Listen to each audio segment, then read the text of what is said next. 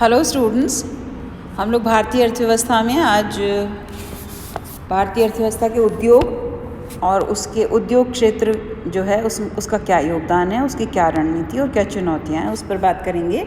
ये हमारी second unit का फर्स्ट चैप्टर है। ठीक है, तो अब देखिए, ग्लोबलाइजेशन जो हुआ 1991 में, उसके बाद भारतीय अर्थव्यवस्था ने बहुत तेज़ी से विकास किया और 2010 में भारत की जीडीपी में कृषि के द्वारा जोड़ा गया 19% था। उद्योग के द्वारा जो जीडीपी में कंट्रीब्यूशन था वो 26% और सेवा क्षेत्र का 55%। अगर हम और देशों से कंपेयर करें, जैसे मान लीजिए चाइना से कंपेयर करें, तो वहाँ कृषि का 10%, उद्योगों का 47% और सेवा क्षेत्र का 43%। तो देखिए, उद्योग जो है वहाँ का चाइना का हमारे मुकाबले में बहुत काफ़ी बढ़ा हुआ है। और वो आप देख सकते हैं कि चाइना की बहुत सारी मैन्युफैक्चर्ड गुड्स हैं जो पूरे वर्ल्ड में इस समय फैली हुई हैं। तो अर्थशास्त्रियों के अनुसार अगर आर्थिक विकास में औद्योगिक क्षेत्र का बहुत बड़ा महत्व है और इससे रोज़गार में वृद्धि होती है और ऊंचा जीवन स्तर होता है, प्रति व्यक्ति आय ऊंची जाती है। यही नहीं बल्कि टेक्नोलॉजी और नवाचार, अभिनव परिवर्तन, अनुसंधान, निर्यात संवर्धन, संतुलित विकास, ये सब इससे जुड़े हुए हैं, है ना। तो कृषि क्षेत्र अगर कम होता जाता है तो कृषि क्षेत्र से जो लोग निकलेंगे वो औद्योगिक क्षेत्र में जाते हैं, इसलिए औद्योगिक क्षेत्र का और भी बड़ा महत्व हो जाता है जैसे जैसे कृषि का महत्व कम होता जाता है। उद्योग में के अंतर्गत हम लेते हैं विनिर्माण, निर्माण और विद्युत और गैस जलपूर्ति, ये हम इस क्षेत्र में सम्मिलित करते हैं। अगर हम 2004-05 के भावों पर देखें तो 2004-05 और 2009-10 और फिर 2010-11 तीन को कंपैरिजन करें तो सकल घरेलू उत्पाद में विनिर्माण का जो क्षेत्र है उसका योगदान 15% से 15.8, 15.3 से, और इसमें पंजीकृत और अपंजीकृत दो तरह का विनिर्माण होता है। 9.8 से 5.42 ये तरह का था और फिर बढ़ कर के 10.9 और 5 अपंजीकृत कम हुआ। विद्युत, गैस और जलपूर्ति जो है उसका 2.1 से 1.9 कम हो गया और निर्माण क्षेत्र का 7.7 से 7.9। उद्योग टोटल हो गया। टोटल इंडस्ट्रियल सेक्टर का योगदान जीडीपी में 25.1% से 25.9 हुआ और फिर 25.6 हो गया। अब देखा जाए तो योगदान क्या है। देखिए, 2004 तक संगठित विनिर्माण क्षेत्र में रोज़गार का अंश घटा।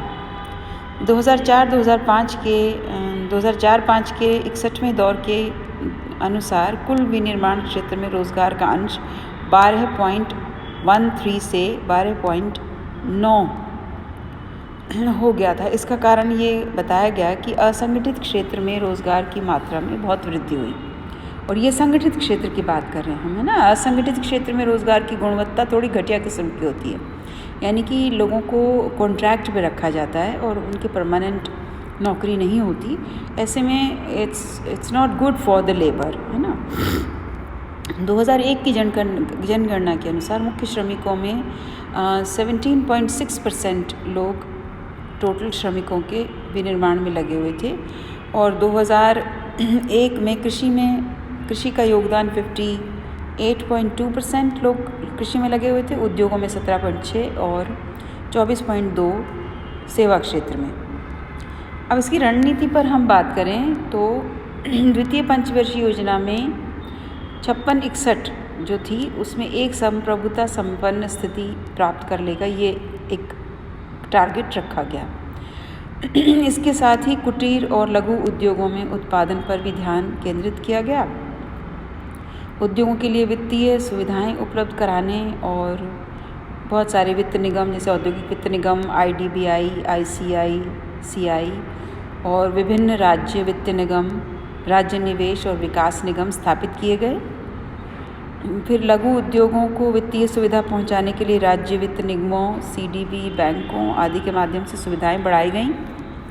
औद्योगिक विकास में सहयोग प्राप्त करने के लिए विदेशी पूंजी का इनफ्लो, FDI, इसको बढ़ाने का, प्रोत्साहन देने का के माध्यम स्थापित किए गए। विनिर्मित माल के निर्यात को प्रोत्साहित करना, बहुराष्ट्रीय कंपनियों को भारत में अवसर देना, 1991 के वैश्वीकरण, उदारीकरण और निजीकरण के बाद के जो 2 दशक हैं, 1991 से 2014, इसमें बहुत तेज़ी से प्रौद्योगिकी, व्यापार और पूंजी के आदान प्रदान इत्यादि का विकास हुआ। भारतीय उद्यमों को अन्य देशों में औद्योगिक उत्पादन करने के लिए बहुत अवसर प्राप्त हुए। औद्योगिक प्रशिक्षण संस्थानों की स्थापना हुई। कुछ वर्षों में औद्योगिक विकास और इंफ्रास्ट्रक्चर बहुत तेज़ी से आगे बढ़ा। जैसे इंफ्रास्ट्रक्चर में हम लेते हैं रेलें, सड़कें, बंदरगाह, हवाई अड्डे, संचार के साधन, विद्युत और बैंकिंग इत्यादि, उसमें बहुत तेज़ी से विकास किया गया। फिर एक MSME क्षेत्र, जिसको हम कहते हैं कि जिसका इल्ज़ाम लगता है कि नोटबंदी के बाद ख़त्म हो गया, GST से बहुत परेशान हुआ, कोरोना में बहुत ज़्यादा MSME क्षेत्र ने बहुत सफ़र किया है, जिसको हम कहते हैं छोटी इंडस्ट्रीज़ है ना, लघु और मध्यम जो प्रकार के उद्योग हैं वो भी काफ़ी विकसित हुए उन 20 सालों में।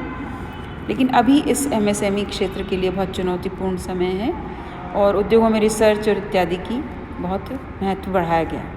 9वीं पंचवर्षीय योजना में औद्योगिक विकास की दर 4.5% और 10वीं में 8% प्राप्त की गई। और अगर हम देखें वृद्धि की दरें तो 2007-8 में 9.7 दर थी, 8-9 में 4.4, 9-10 में 8.4, 2010-11 में 7.2 और 2011-12 में 3.9। ये बढ़ती घटती रही, लेकिन विकास की दर चलती रही है ना। वैश्विक मंदी के कारण 2011-12 में पूरे वर्ल्ड में वैश्विक मंदी आई और उसकी वजह से थोड़ी सी विकास की दर नीचे आ गई। अब क्या चुनौतियां हैं? भारत के आगामी वर्षों में एक विस्तृत, व्यापक और गहन औद्योगिक आकार तैयार करना होगा, 8% की दर से ग्रो करना होगा। फिर इसमें विनिर्माण क्षेत्र में वार्षिक वृद्धि दर 15-16% होनी चाहिए ताकि रोज़गार विकसित हो। एक राष्ट्रीय विनिर्माण नीति विकसित होनी चाहिए। इसके साथ ही आधारभूत सुविधाओं में वृद्धि करनी होगी, जैसे सड़क, रेल, विद्युत, इंफ्रास्ट्रक्चर जिसे हम कहते हैं, उसमें करीब 1000 अरब डॉलर का निवेश की आवश्यकता है। इसके लिए 500 अरब डॉलर 11वीं योजना में डाला गया है। फिर औद्योगिक विकास को गति प्रदान करने के लिए भी बहुत सारे इनोवेशंस और बहुत सारी नॉलेज इंडस्ट्री और इन सबको, कंप्यूटर इंडस्ट्री और इन सबको बढ़ावा देने की बात है, उनको किया जाए। औद्योगिक विकास के क्षेत्र में एक चुनौती है उत्पादन के पैमाने को उत्तरोत्तर बढ़ाने की भी समस्या का सामना करना पड़ता है। फिर प्रतिस्पर्धात्मक क्षमता को बढ़ाने के लिए निर्यात को बढ़ाया जाना ज़रूरी है। औद्योगिक विकास की दर को ऊंचा करने के लिए सार्वजनिक क्षेत्र के उपक्रम, माइक्रो, लघु, मध्यम, इन सब श्रेणी के प्रोसेसिंग इंडस्ट्री, इन सबको बढ़ावा दिया जाना ज़रूरी है। श्रम सुधारों पर बल देना होगा।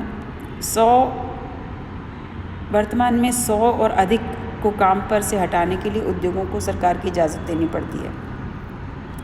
वर्तमान में राजस्थान सरकार इसे 300 करना चाहती है ना। और पिछड़े क्षेत्रों में कारखाने की सुविधाएं इत्यादि निवेश ज़रूरी है। कर प्रणाली में सुधार आवश्यक है। भारत में बहुत सारे पर्यावरण के जो सुविधाएं हैं उनको जुटाना ज़रूरी है।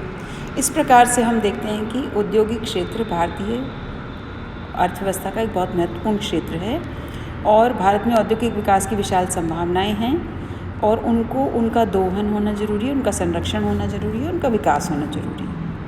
ये प्रश्न आप देख लें इसमें, है ना। अब हम अगले लेक्चर में दूसरा